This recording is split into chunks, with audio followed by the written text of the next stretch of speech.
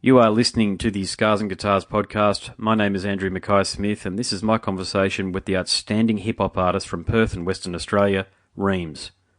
The reason for the conversation was to talk about Reams' then new album. It's called Snowy Roads, a superb affair. Let's see what Reams has to say. Here we go.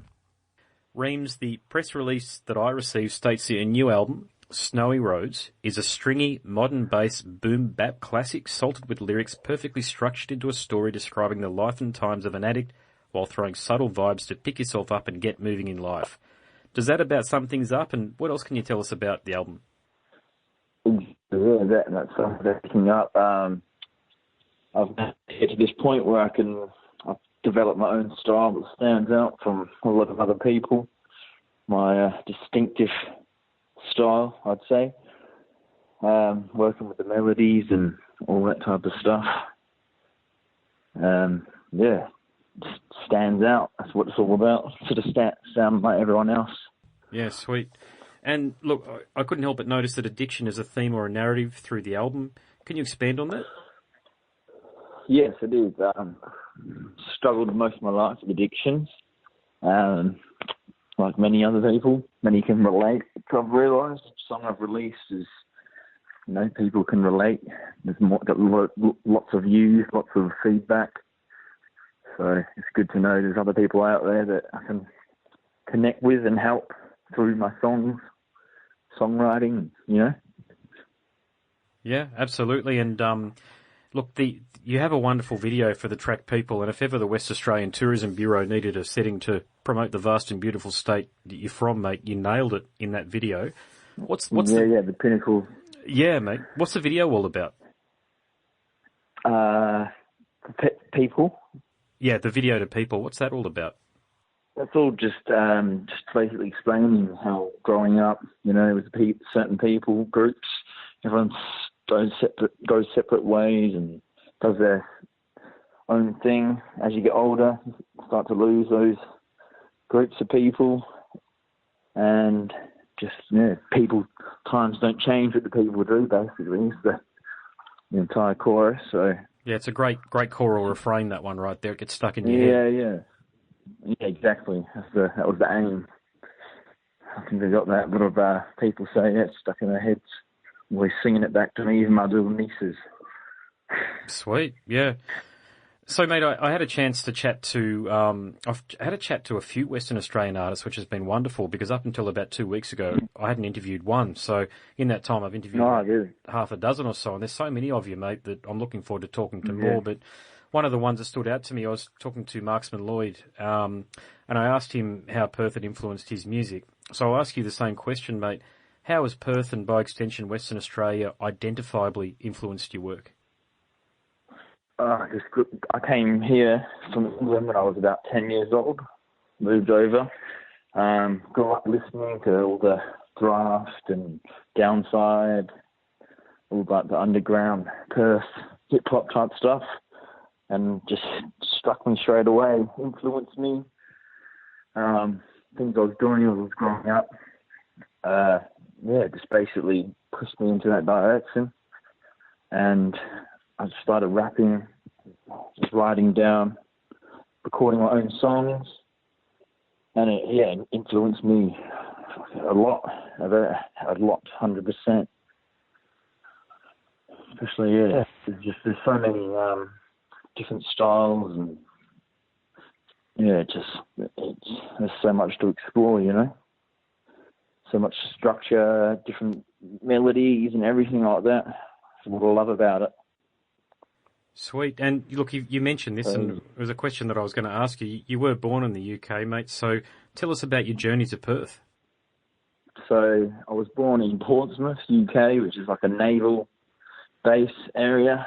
A lot of violence, a lot of criminals. So family decided we'd go look for something better. We'd never been to Australia once, or not even for a holiday, but decided to pack up, move over. I was about 10 years old, made the move, and here we are. Started playing guitar. That been in my family. My dad plays guitar as well as his dad. even to this day, is about 100 years old, playing gigs in Portsmouth, England. Yep, cool. And it's just stayed. Yeah, eventually I stopped the guitar and it came out in a different way. Hip hop, singing, all that type of stuff, which is, yeah. So what inspired you? What was the bright light that made you sort of, or that attracted you to hip hop? Just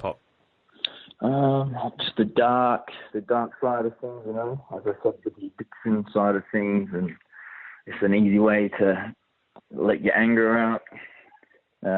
Whatever's on your mind, it's a good way to vent instead of bottling it all up. So this is my outlet type thing, you know. Found it real easy to just get my lyrics down. It's like a good feeling, stress relief type thing, which is good. Yeah, sweet mate. And how did the album launch go a few weeks back for you? Album launch, yeah, that was real good. That was with Marksman Lloyd actually, alongside him, High Class and Jamila. Everyone bring their A game. It was mad fun. Had hard copies on the night, which sold out before I even got on stage, which was crazy. Yeah, it was the night to remember, that's for sure. Crazy. Yeah, sweet mate. Mad fun. Cool, and look, a bit of a right turn in terms of the question I'm about to ask you, mate. So in as much detail or as little as you want to provide, I've already asked Vexed from Cairns this, and of course Marksman Lloyd the same question. Do you feel any pressure or any obligation to adopt some of the lyrical themes that hip-hop and rap artists from North America adopt? You know, thinking about things like Black Lives Matter and the like? Sometimes. I suppose I have a few lines in there. I just hear the beat, whatever I connect to, and I don't plan on writing a specific song. Whatever comes out just comes out, and I'll follow that, and then I'll write the hook. It's just whatever I'm feeling on the day, you know? Yep. Yeah, fair enough, mate. Yeah, follow it out. I don't ever go for a specific type of aim of the song. Like, just, yeah, whatever comes out. It works for me, so. And what does the album title mean, or what does it reference? The album title, Snowy Roads, just basically, I had it in my head even before my previous release, the Reams LP. Snowy Roads just stuck with me. It seems like, I don't know, the artwork as well, everything just structured together. And each song is just a complete different genre. It's got a mix of everything in there. So, I don't know, Snowy Roads just struck me. Stuck with it, and yeah, something different, stands out. Yeah, and mate, with the album, it is a very solid release, and I'm not intimate with hip-hop and rap, so forgive me here, but I have been listening to it, and I've certainly been able to keep on listening to it. It's got to be a positive if a guy who's typically into rock music, jazz and funk can keep listening to an artist which is identifiably part of the urban or the hip-hop scene. How do you cut through, and how do you, say, attract an audience? Because I noticed you've got 11,000 followers online. Is the majority of your audience here in Australia, or is it abroad? I'd say, yeah, majority Perth, Sydney, the whole of Australia, England, I've got some. As I said, I mix everything up. I never used to. I used to just stick to the same boom bap type stuff, but when I started experimenting with melodies, realised I could hold a note, and the more I experiment with that, the better I've become. And I love it, especially with the rock type beats, dubstep, all that type of stuff. It's just, I love it, just mixing things up. I can't stand sticking to just one genre or one type of style. Love mixing it up. That's what it's all about for me. Otherwise, it's get too boring. You got to push myself out of my comfort zone, you know. Yeah, no, I can totally understand that, mate. And has any rock music or heavy metal been an influence or an inspiration over you at all? Yeah, as I said, growing up playing guitar, I remember obsessed with playing strummed till my fingertips are bleeding. I grew up with my dad with Nirvana and that type of stuff. So, and Oasis, it's always been, it's just influence. And I'm starting to even at this point get into some rock type stuff, some punk rock stuff, rap as well, but the punk type choruses, which is real different for me, but that's what it's all about. I love it. Mate, what's your social media interaction with fans like? Because I've read a few of your the comments that get made underneath posts that you make, and they're overwhelmingly positive, which is a wonderful thing. I mean, social media. Yeah. I just find it's real important. Just one of those. I don't want to be one of those artists that just let the comments flow and never reply. So I make sure I reply as much as I can, as often as I can, just to make people, get people engaged more type thing. Yeah, I think that's key, keeping that engagement high quality, yeah. Instead of being a stubborn, just like, oh yeah, he's left a good comment, yeah, he likes my music, I'd love, like, cheers mate, keep listening, there's more to come, positive, keep positive. Where do you draw from, when I say your fans, do you have a typical fan? Is there someone that's typically attracted to you in the same way that a metal band might get metal fans attracted to them? Or do you bring people from all walks of life in? I'd say I bring people from all walks of life in. Like anyone that can relate to my music, which is a lot of people, a lot more than I ever thought. I just thought I was in my own little bubble, my own little space. But as I put the music videos out, the lyrics out, I was just overwhelmed how many people can relate, saying it's just crazy. So that's just pushing me to even just keep going and express myself more and more.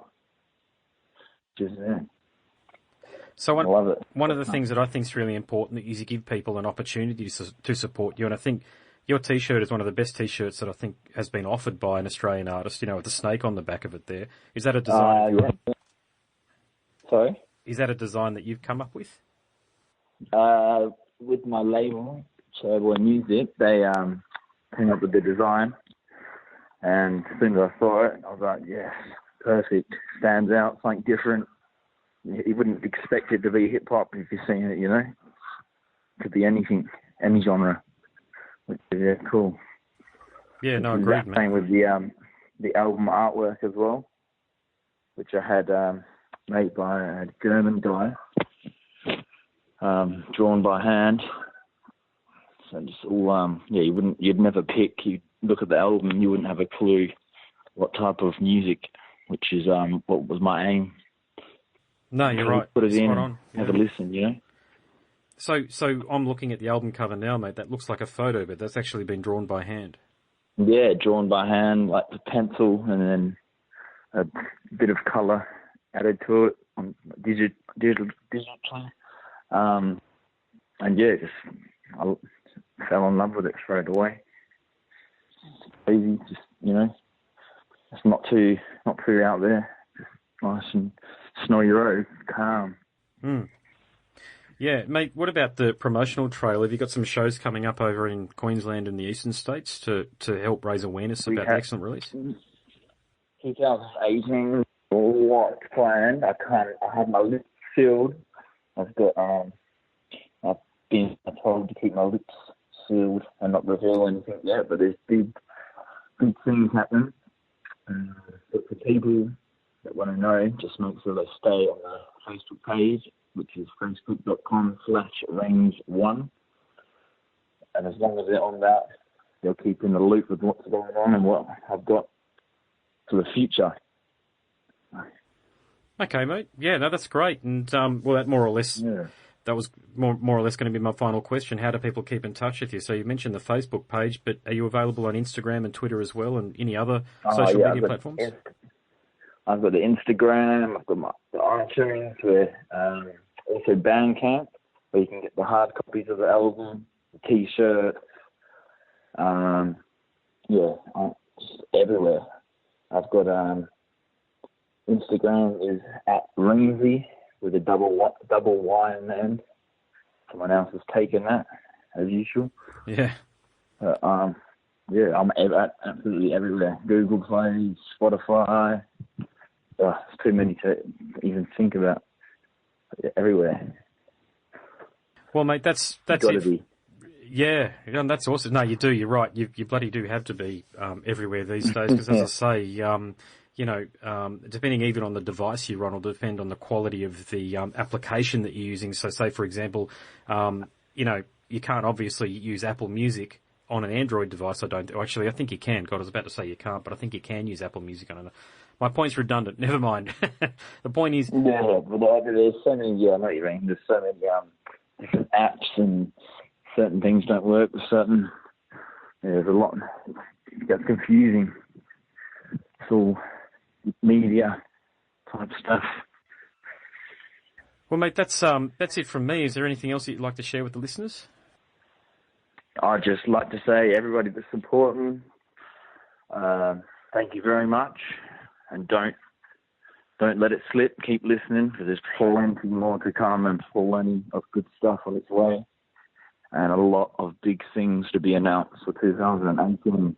So stay tuned, keep in the loop. And thank you for having me. My pleasure, mate. Congratulations on Snowy Roads. It's an excellent release and I look forward to watching you at a Queensland show. Thank you very much, sir.